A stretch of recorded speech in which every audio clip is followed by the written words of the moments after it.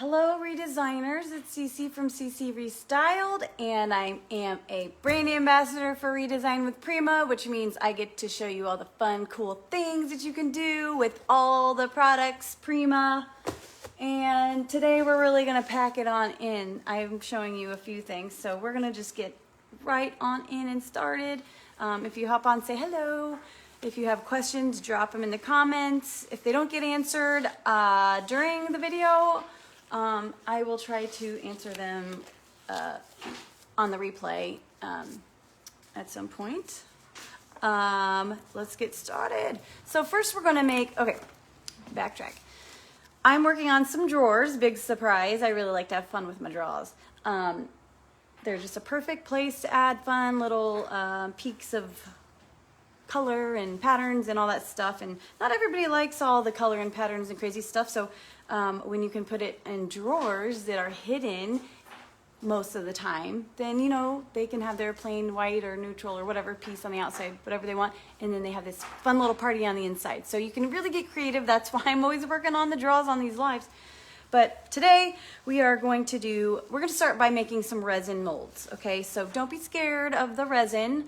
I see a lot of posts about the modeling or air dry clay, about this and that with the air dry clay, and I did the modeling material for a while, and it was fine because it was safe and I didn't have to make a huge mess or this or that or mix anything. So resin is scary for some people, but it's not scary, and I'm going to show you real quick how not scary it is, so you can graduate from that air dry clay to resin. Because it really is, it's amazing. It trumps any other material in any kind of way for making molds, in my opinion. So first I picked out my mold, and this is the mold I chose. It is called English Garden. As you can see, I've already made one set because we got 2 draws, so we need 2 sets. And these silicone molds are food safe, BPA free, dishwasher safe, yada yada yada. They are easy peasy, and they're pretty hard to destroy. I did destroy one once by trying to clean it and letting mineral spirits set in it. So don't do that, and don't put silicone anything in it, because silicone on silicone does not play.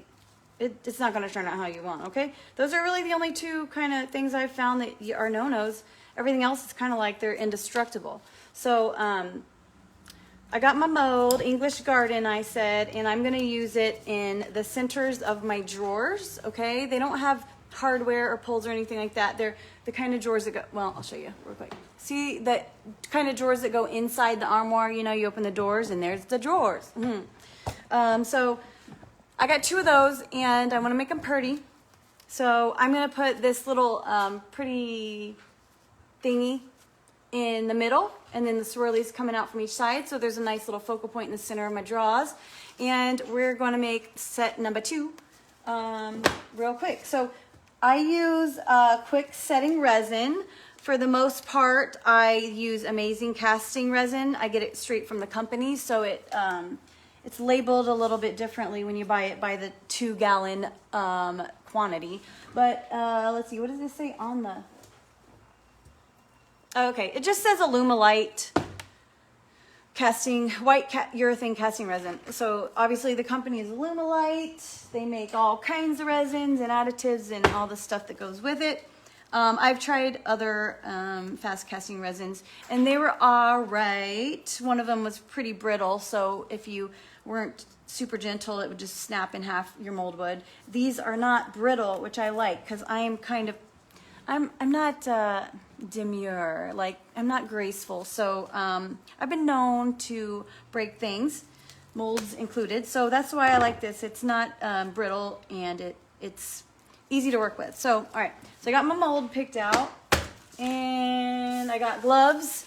Okay, so one thing about resin is that you'll hear a lot of people say, and it may even say on the packaging, that you should wear PPE, which is personal protective equipment, like a respirator, gloves. I got the gloves because I don't like to have sticky hands, but I don't wear a respirator when I'm working with the resin. I am only working with it for like a couple minutes at a time. I'm in a well-ventilated area, and you know, I don't use it on the daily basis. So if I was using it on a daily or hourly basis or working with it for hours at a time, I would wear a respirator just to be safe, but I'm not exposed to, you know, the uncured resin for that long of a period. But if it makes you feel better, go for it. So we're gonna go ahead and make our resin molds. Now, I buy these paint measuring cups on Amazon in all different sizes. I have like a pint, a quart, and a something else. But and stir sticks, disposable, obviously, because you just want to pitch them. Popsicle sticks, wooden spoons, transfer sticks, the little wooden transfer applicators. Those are perfect. I collect those for this. I do buy these with all the measurements on them. However, they're a little pricey. So you can also use just a plastic cup and get you a little food weighing, yeah, I haven't used this much, have I? A little scale, you know, that people use for like portioning out foods and stuff. That's why I bought this, to portion out my food back when I used to be healthy. But now I use it for resin. So it was $12 on Amazon like 5 years ago, and I've never even replaced a battery yet, so it's lasted, knock on wood. I find that measuring by weight is much more accurate, and when you're working with resin, you want to be as accurate as possible. But if I'm mixing a large amount, or I forgot my scale, or it breaks, I have my little graduated cup so that I can measure it by volume. So weight more accurate, volume is acceptable if need be. So let's see, I got my scale and my mold. You probably want to lay down plastic or wax paper or something underneath your surface you're going to be working on because resin.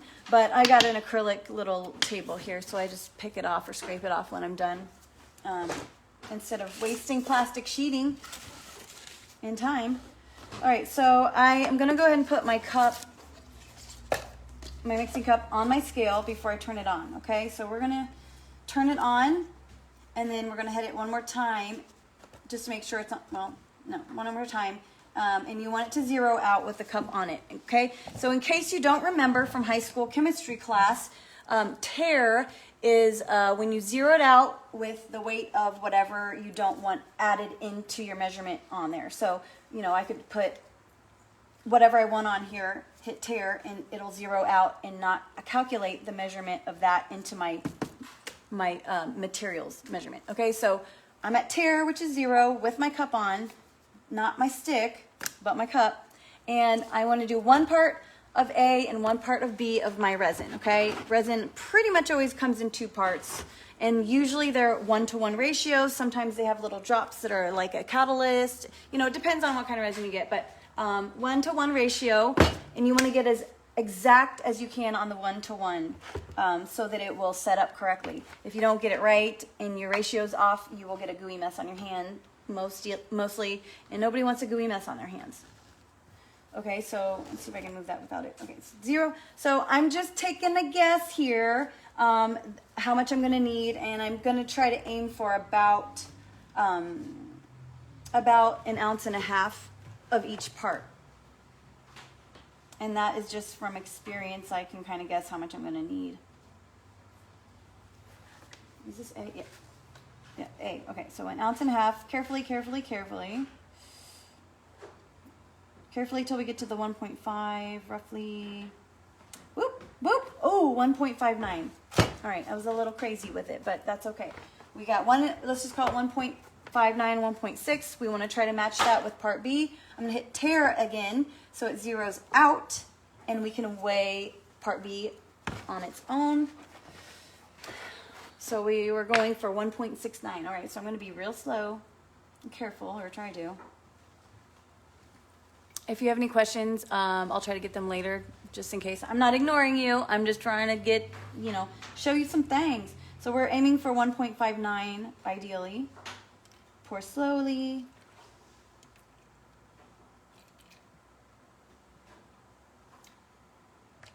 Boop.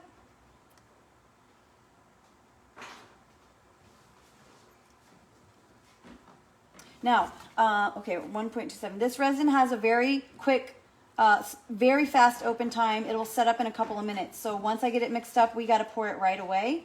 There's no dilly-dally. There's no setting it back. Ooh, boom, 1.59 on the money. Ooh, I should buy a lottery ticket today. Okay, so I'm going to stir it up really quickly. I got to stir it really well. Make sure you scrape the sides of your cup. Scrape the bottom of your cup. You want it to mix really well or it's not going to set up and you will have wasted time and product. Mixy, mixy, mixy, mixy, mixy, mixy. Okay, now we got to pour because once it starts to get warm is when you're in the, you're down in the last few, you know, you're running out of time is what I'm trying to say once it gets down, gets hot. So you want to hold your cup low, pour it low and slow into the mold cavities, okay? Try to get it as level as you can, but if you don't get it perfect, it's because we can just level it off with our little mixing stick here.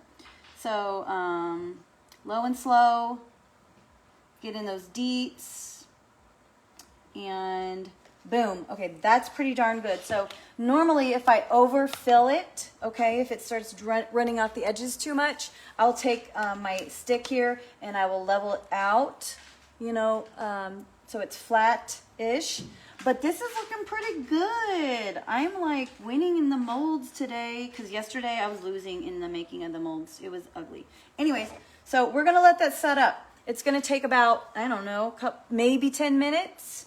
And when it starts turning white is when it's starting to harden and cure. And like I said, doesn't take long at all. Now, once it turns white and is curing and hardened enough to pull it out, it will be a little bit soft still. So if you have a curved piece, you want to try to apply it right away so that you can fit it to the curves of whatever your piece you're working on if it's curvy. So for a short period of time, it's still moldable to surfaces. As the day progresses, after a couple more hours, 24 hours or so, it hardens and is completely rigid, okay? And it will do so on your piece if you conform it and then secure it and let it harden in place. I'm gonna move that out of the way so we can move on to our original one that I cast yesterday, okay? I was all prepared, had one ready for you. So molds, I usually what I do is I attach them to my piece, preferably on a sanded wood surface, but if you gotta attach it to your paint, that's fine, whatever. I just feel the best, most comfortable when I attach it to a sanded surface because it just sucks on there, but everybody's different. Anyways, and then I paint and then I wax or whatever treatment I'm gonna do. But for this design that I'm doing in particular, I painted my drawer and then I'm gonna paint these and then add them after the fact. So I want them to be completely painted before I attach them. So I don't have to sit there and be careful with the tiny brush on my piece. I can just, slap them on there and they're already all painted. So what I'm gonna do is after I pull them out of the mold, I'm gonna take a sharp knife and I'm just gonna clean up the edges. Okay, so you see how there's just a little bit of where there's overflow on my mold, that little piece there. This is actually a pretty decent one. Some of them are pretty gnarly, but take a sharp knife, or if it's thin enough of a little scraggler, you can kind of use your fingernail to get them off. But for the most part, you just take a sharp knife and you just run it along the edge and cut off those little unwanted extras, just to clean it up, make it look nice and profesh. Clean, perfect. And the detail with resin is unparalleled, okay? You don't get this kind of detail with air dry clay or hot glue. Hot glue I do love, I'm not gonna lie, but if you do as many molds as I do on one project, sometimes you're gonna get carpal tunnel, and don't nobody have time for that, especially when you are an avid user of your hands. So the glue gun got real old on my wrist real fast, so we graduated to resin. And it's fairly economical when you buy it in bulk and use it for little molds about this size. It's durable. I see people ask, do you need to prime it before you paint it? I do not, okay? It's not super glossy, but I've never had one rub off paint from not priming it. So I personally don't prime it, but whatever makes you, whatever helps you sleep at night, go for it. So we've got our cleaned up mold here, and I'm going to show you the detail on resin is just impeccable. Every little detail in there, okay? And you shouldn't get bubbles, okay? If you pour it quick enough and you don't dilly-dally and wait till it's starting to set up, you're not going to get bubbles, or at least very minimal bubbles. Okay, so there's that little guy. Let me show you. So I have to clean up this little corner here. See that? But look at that pretty detail. And see how that was kind of poured a little thin right there? Once I apply it to my piece, that's not going to show. But so pretty. And molds come in so many styles, designs, all that. It's like, there's something for everybody. So we're going to paint this little bad boy up real quick so I can show you. I'm going to paint it a gold that matches the details on the outside of my piece. I'm going to be using Sparks acrylic from Art Alchemy. This one's called Dragon's Eye, and it's so pretty. It's like an iridescent gold. Dragon's Eye? What? Oh, girl, Marshall, I got a job for you next week then. Clean them molds, clean them turlets, clean them floor. No, I'm just playing. All right, so I'm going to open up my paint. I like to give it a little stir. These are highly, highly pigmented with, you know, metallic and shimmery goodness. So shaking it is all right, but I like to be extra sure I got it mixed up and use the end of my art brush and give it a good stir. Mix up those pigments and micas and all the goodness. Okay, and then, so these paints they come in every metallic color under the sun, iridescence, opalescence, which are like chameleon color changing type deals. These are the sparkly ones, so I think that's why they're called Sparks. These are from the Finnabair line by Prima Marketing. Okay, these are amazing. They're so beautiful. So this is what I'm going to do to paint my molds, and I'm going to go ahead and paint so it can dry and I can attach it. And I'm not going to do them all right now, but I'm at least going to show you this one. And this may need 2 coats. Some of the colors need 2 coats, and some are fine in one. It just kind of depends on A, the surface you're painting, and B, the color of the little acrylic that you're using. So this one looks as though it's going to need 2, but that's okay because, you know, I'm used to doing 2 coats. So I'm just going to paint half of it, let it dry, and then paint another coat here in a minute after it's dry, so you can see the brilliance and the sparkle of the Sparks paints. That's my goal here, is to try to show you the sparkle. Show me the sparkle.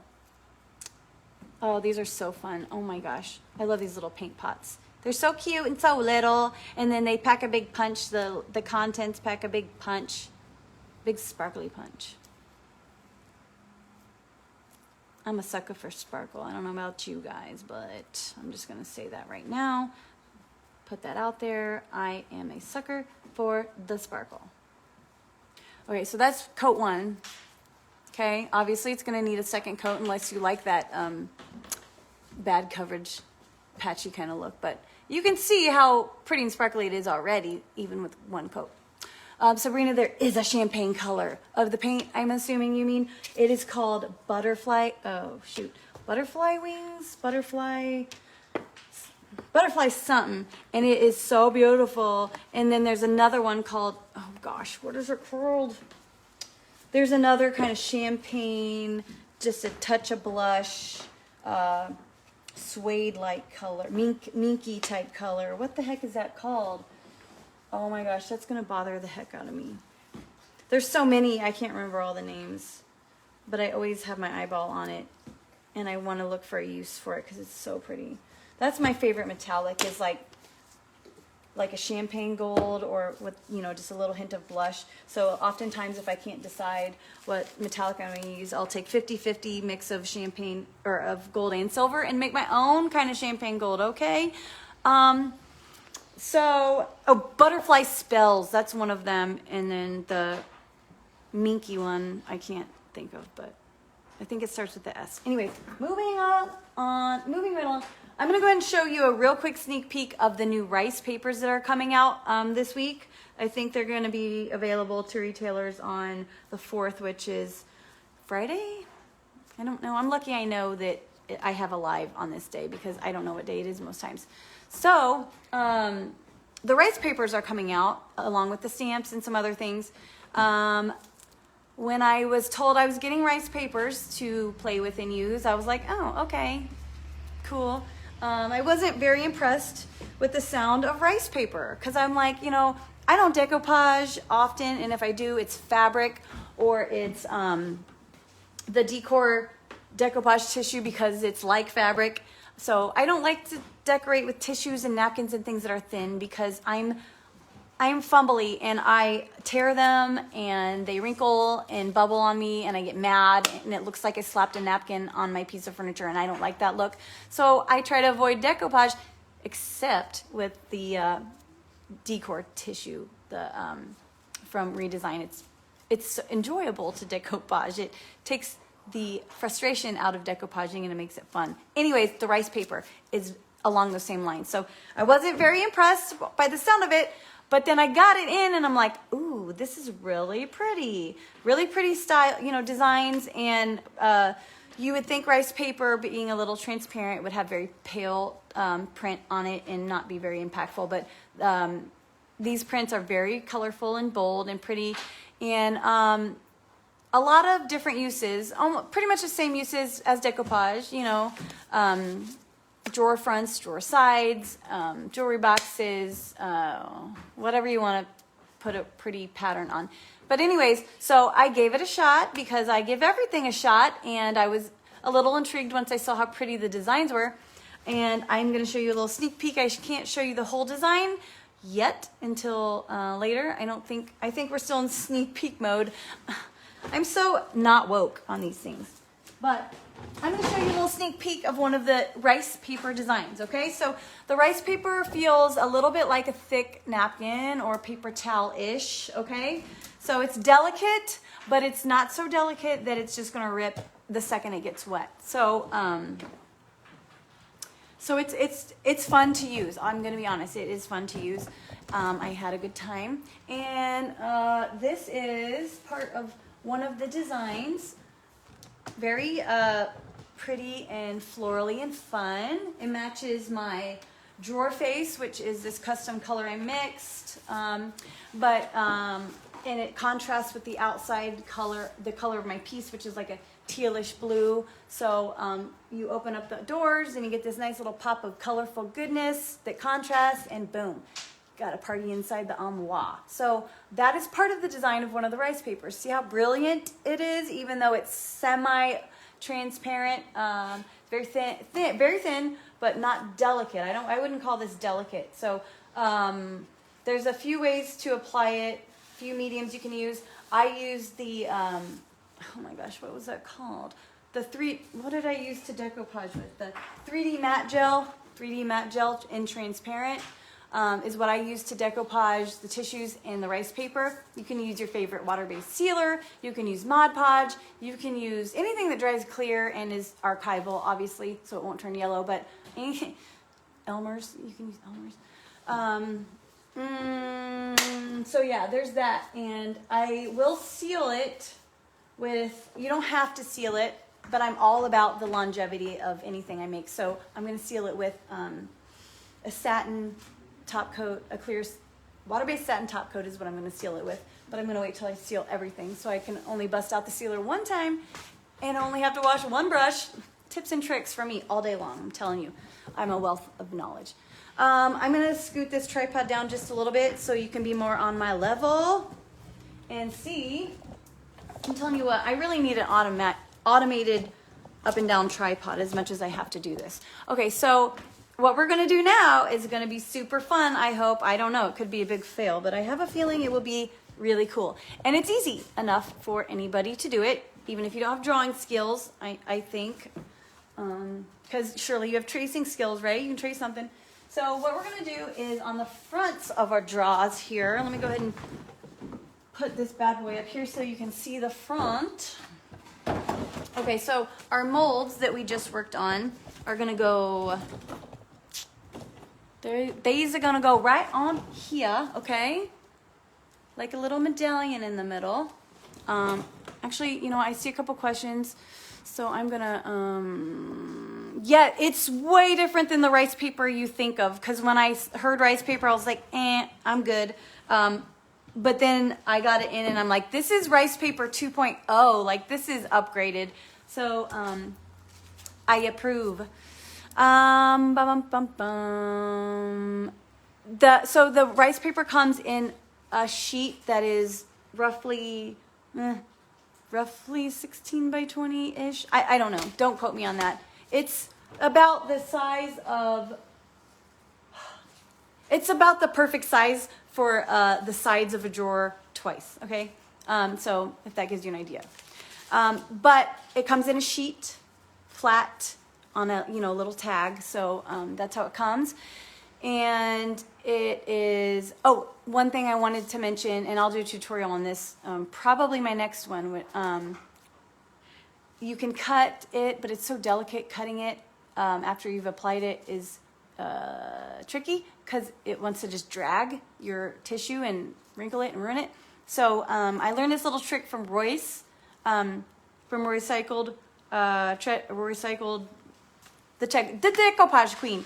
So once you apply it, you apply your adhesive, the rice paper or tissue paper, whatever, and then you take a little sanding block or sandpaper and you go around the edge and just sand it off.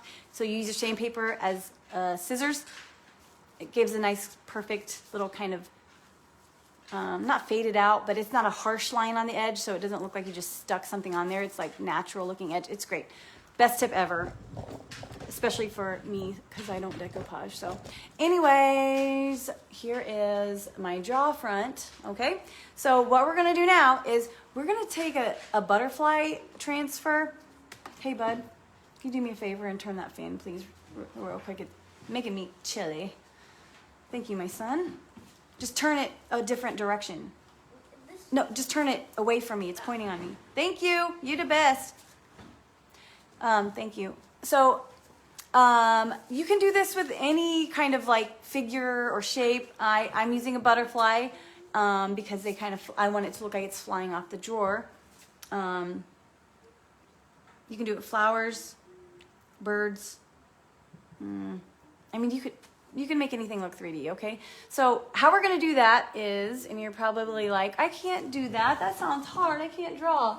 So there's a little cheat method for those of you who can't draw, but I'm gonna show you how to do that. And let's see. Okay, so first I gotta pick a butterfly. So let's pick our butterfly. And in order to do my little 3D effect, I'm just gonna be making, okay, let me just spill my secret. I'm creating a shadow underneath my butterfly, and that's gonna make it look like it's flying off of the drawer, hopefully, or at least, in somewhat dimensional. That's what shadows do. They make things look dimensional. It's called a drop shadow in graphic design. I don't know if it's called that everywhere, but it's called a drop shadow. And basically a drop shadow is a shadow that is created underneath a object. So wherever your light source is, or your hypothetical light source, a shadow would be in the appropriate spot. Okay, does that make sense? So you can have a shadow at almost any angle, up, down, depending on where your light source is coming from, theoretically.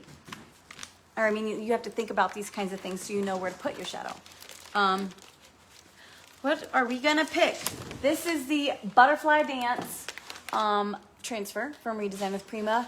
I don't know about you, but I feel like I am obsessed with butterflies. They don't ever go out of style, and there's so many different types and colors and shapes and patterns that, like, there's a butterfly for everybody. There's a butterfly. Butterflies are like fingerprints, okay? You can have a different one for every day of eternity because they're unique, okay?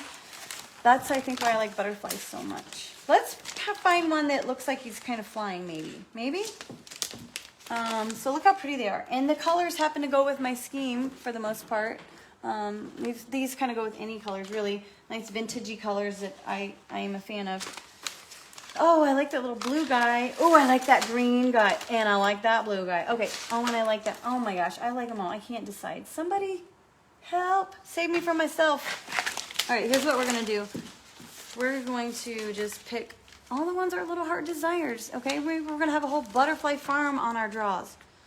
Okay, that one, all right, okay. So we're gonna pick with our initial, or stick with our initial ones that caught our eye. Scissors, where are you? So I'm gonna, I should say this particular transfer, it comes in 3 pieces. You can line up and apply all 3 pieces in, you know, the right order, and it makes one big beautiful butterfly dance design. Or you can be like me and just chop them up and cut them as you see fit, which is what I pretty much always do with everything.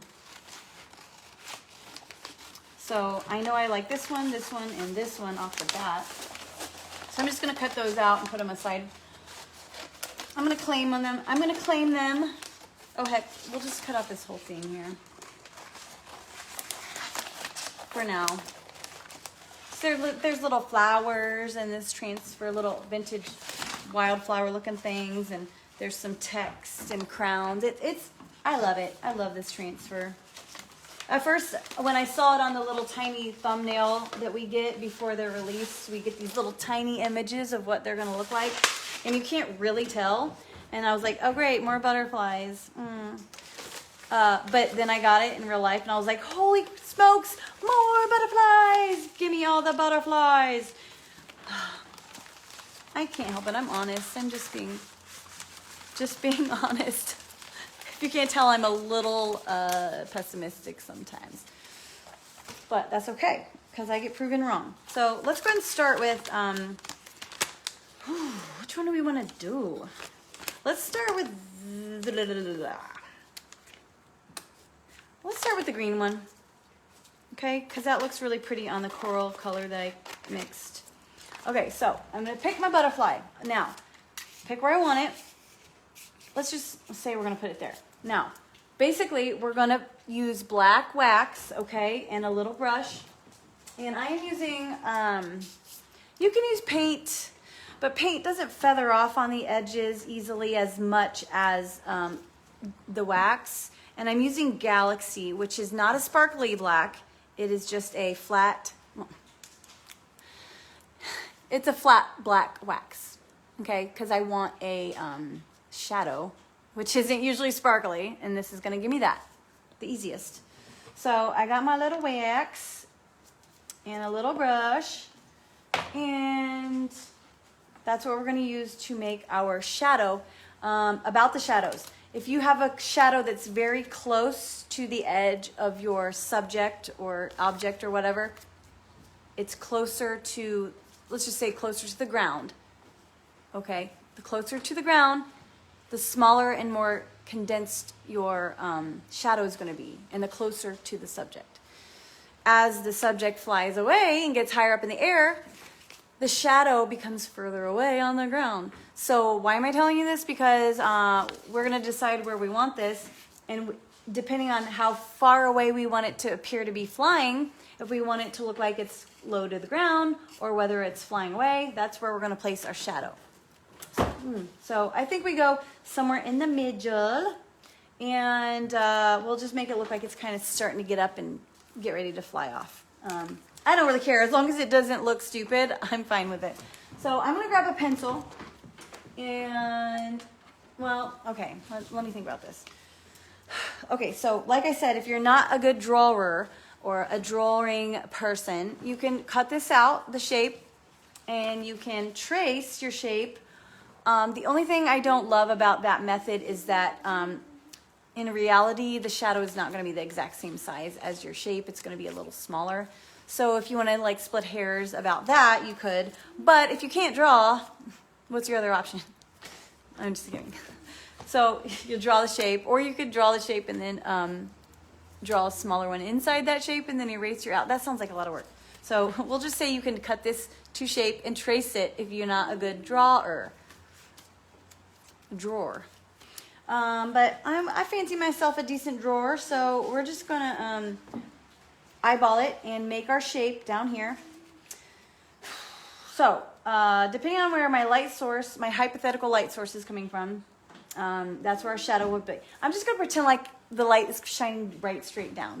That's gonna serve us the best for me telling you how to do this. So So we're going to draw our, so he'll be angled like this. So we're gonna just mimic the shape of our butterfly onto the ground. I'm not gonna do it, I'm not gonna draw it just exactly as we see it like this. Because if the light is shining down, that means the shadow is gonna be directly below it. But it's, how do I explain light and shadows? I wish I had a little flashlight to show you.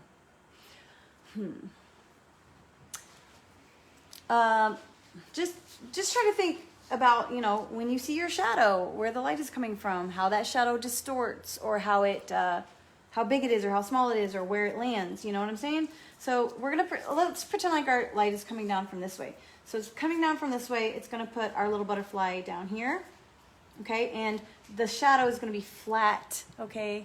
Flat with the ground. Let's call this the ground. So we got this plane, which is the ground, and then the plane the butterfly is on, and we're just gonna pretend like it's projecting right on down onto the ground. And I think it would look maybe a little something like this on the ground. So we're just gonna go ahead and draw this shape roughly. Now it would be a little distorted, and like I said, it'll be a little bit smaller than the actual shape itself because it's a shadow. Let's go ahead and draw our wings. And it doesn't have to be perfect, okay? It doesn't have to be perfectly a spit image. You just want to give it the shape of your subject or object so that it's clearly that thing's shadow. Ooh. Okay, well that was a... All right, well, let's bring the wing down a little bit. Mama made a boo-boo. Happens, but it's okay. We all bounce back, don't we? Okay, so there is half of my butterfly, and then we're gonna do the other half of our butterfly, and I'm gonna distort it just a little bit. I'm gonna make it a little flatter, I guess is the right word, lower to the ground. And there is our wing, our other wing. All right, so I'm not pressing really hard with my pencil. I don't want it to show. I just want a little outline, okay? So there is our butterfly shadow, and let's see. We can play with the position of the butterfly once we get its shadow down and see what kind of looks right, you know, right, okay? So let me see. I got my Galaxy Wax, Decor Wax from Redesign with Prima, and then I've got my little art brush, okay? We want to pick a brush for our wax for this application that is going to kind of feather out on the edges, like fade on the edges and not create a hard line. You could do one with a hard line. That would just mean your shadow is more concise. Your light source is brighter and more like a floodlight or something, or spotlight, okay? So many variables with this whole pretend lighting thing. But I find a little round or ovalish brush like this makes a nice little faded edge, okay, for our shadow. I was gonna say something else and I don't remember. Oh, I'm so scatterbrained. Okay, can you see my little butterfly shape? Oh, I know, I was gonna see if there's any more questions right off the bat.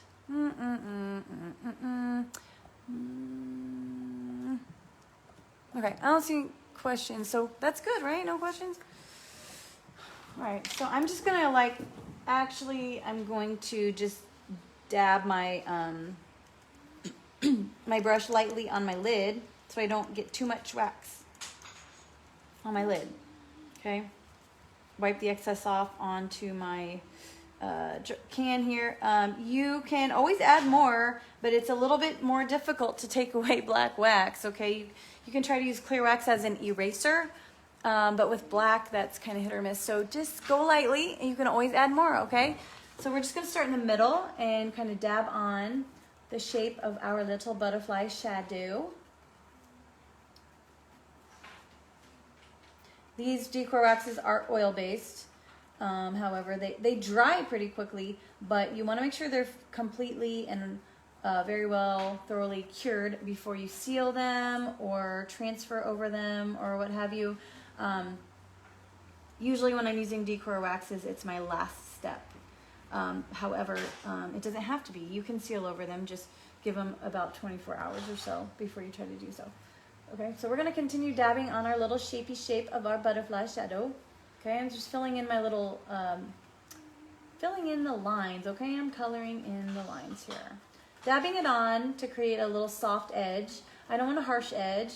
Maybe you do, but I want a more flowy, fluttery, airy, free-looking flyaway bird or butterfly shadow.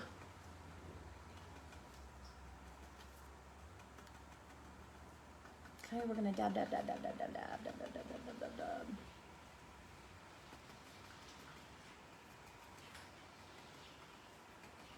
Okay, so I filled in my little shape like, you know, a coloring book. Oh, I didn't get my antennae.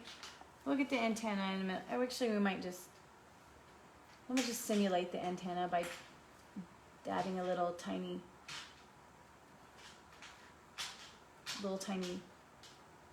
antenna type shape there. Okay, that's the best it's gonna get. All right, so I'm gonna wipe off the excess, any excess wax that I have on my brush here, or you can get a different brush if you want, but it's fine just to wipe off the excess black. So now I'm just gonna go around the edges and kind of feather them out a little bit as best as I can. Soften them up, okay, before it dries up completely on me. Okay, so I'm just gonna kind of dab at, or I guess, I mean, you can stroke, use brush strokes too, but I find that with the wax, dabbing at it looks much better. You probably want to cover up your pencil lines. So you want to go take your shadow just a hair outside your pencil lines, okay? Again, I'm just gonna go and wipe off more of this excess of my black because I really want to get a nice fuzzy edge, faded edge.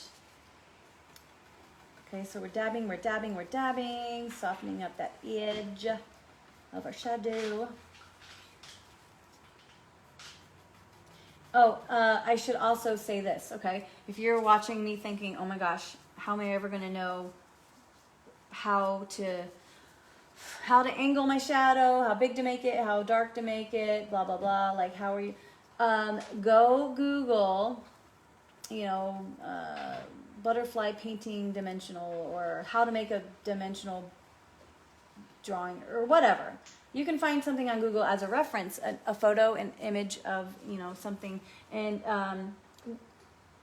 draw or place your shadow and your butterfly based on your, you know, the picture that you found, the image you find. It's not cheating.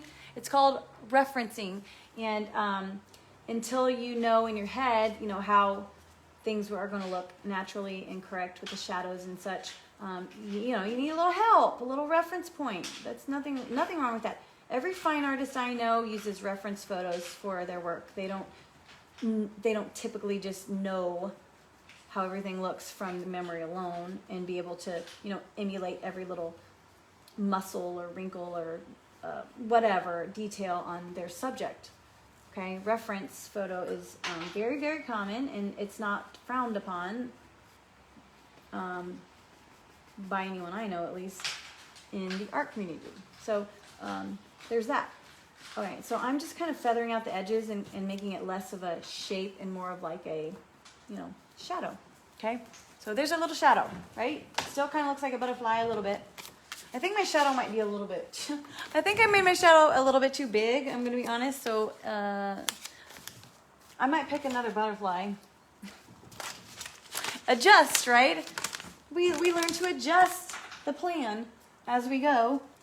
And boo-boo. Oh, there's the perfect size butterfly. So learn from my mistake. Make sure you account for your fading out of the edges when you draw your butterfly shape. Make it a little smaller, okay? Make it a little smaller. All right, so now we got our butterfly. This sizing and proportions a little more accurate. All right, so I'm thinking the butterfly light source shining down, butterfly angle more like something like this would be, I think, pretty perfect. Maybe more above. Yeah, like that. What do you think? Think his little shadow is going to look right? Is his shadow, I think that as I do more of the butterflies, maybe you'll be able to kind of get where I'm going with this a little better. Maybe you're like, what is she doing? That looks like a gray blob. It's a shadow. It's a shadow. I think feather out the edges just a little bit better.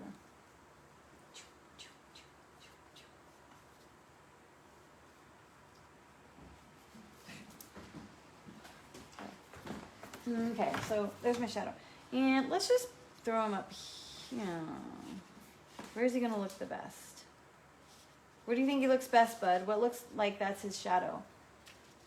What do you think? Here? Yeah. Does that look like his shadow shining on the ground? Yeah. And the other butterflies I'm gonna do, I wanna make sure their shadow angle matches so it doesn't look like they have like 1,000 suns shining down on them, you know what I'm saying? So there's a shadow. Oh, maybe I should have gone up a little bit. Too late. And there we go. So let's go ahead and...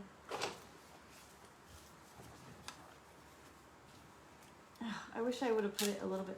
Okay, you know what? I wish I would have put him closer to his shadow now. So here's what I'm probably going to do because I'm a nut job. I'm probably going to make him a new shadow of his own and then pick another butterfly for this shadow. Like that. That. And then his shadow there. I don't know. We'll figure it out. But now you know how to paint with wax a shadow. But you just kind of got to get used to playing around with where to place it. And like I said, get you a picture off Google to reference it so you don't have to be like me and try to guess.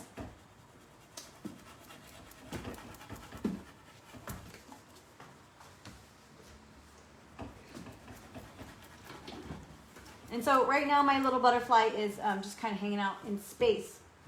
He's hanging out in space with a shadow. So what's really gonna hit home, or seal the deal and drill home the fact that this is a dimensional flyaway butterfly is when I start to add other elements, like that kind of establish a plane, a light source, all of that. I hope I'm not getting too art schooly on you guys. I'm not trying to. I'm trying to make it easy to understand. But once you establish, the ground plane and the light source and all those things, and by that I mean I'm going to add other elements that create a horizon or a horizon line. I'm definitely getting way too art schooly on you. I'm sorry. I'm going to shut up. But there is our first butterfly with his little shadow, or another butterfly's shadow once we adjust it. I don't know. Okay, so you picking up what I'm putting down? Or you're probably like, oh my gosh, what is she doing? Her butterfly is farting gray gas. What is happening there? You know how to do this now, okay? So just realize that when you add more elements with their shadows, it's going to start to look more 3D, realistic, dimensional. So I'm not going to continue and do the entire drawer on this live because it will be here all day. But when I post this, when I'm finished, you'll be like, okay, that's what she was doing. So hopefully it's clicking. But anyways, butterfly with a shadow or gassy gray fart, one or the other. I don't know. So we're going to play around with that here in a minute, and I'll post an updated picture so you can see like where I'm going with this, okay? So anyways, rice paper sneak peek. Molds. Oh, I wanted to show you. Okay, so I believe that our first coat on our mold is dry. I'm going to try to do a real quick second coat so you can see the brilliance of the Sparks paints. Okay, and there it is. And our Sparks. All right, so our first coat is dry. I'm going to go and throw a little second coat on there so you can just get the gist of where I'm going with this molding. And that's going to go right on the front with my butterflies. my little butterfly scene. Fly away butterflies. And let's see.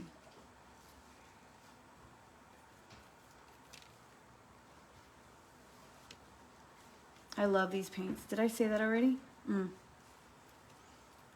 little bit more. And so sparkly, so sparkly.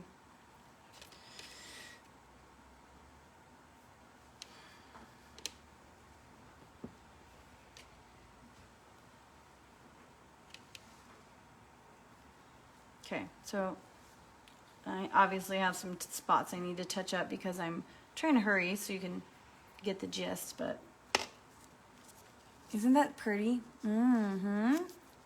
And these paints, these little art alchemy pots come in about a bajillion different colors and they're all metallic. So it's a metallic lover's dream, these little metallic paints and sparks paints. Anyways, that's all I got. Oh, I'll show you our mold. Here's our mold that we poured earlier, and we just pop it out real easy like. You know, you just kind of peel carefully away the silicone mold. And this is really actually satisfying to me. I love demolding them. It's just so satisfying. Ooh, there we go. Boom. And gently boom, and pull that guy out. Boom. And I will show you real quick what I was telling you about earlier. Once you demold them fairly soon after they set up, see how it's pliable? I can curve that to a surface, you know, glue it in place, and it will harden and cure completely rigid on that little surface, okay? So for a short time, they're pliable and bendable while they're fresh. And, you know, that's awesome, right? Like, who could ask for more? So, anyways, little tips and tricks and knowledge bombs for ya. And that's all I got. So, just an FYI, I really did myself a solid by mistake.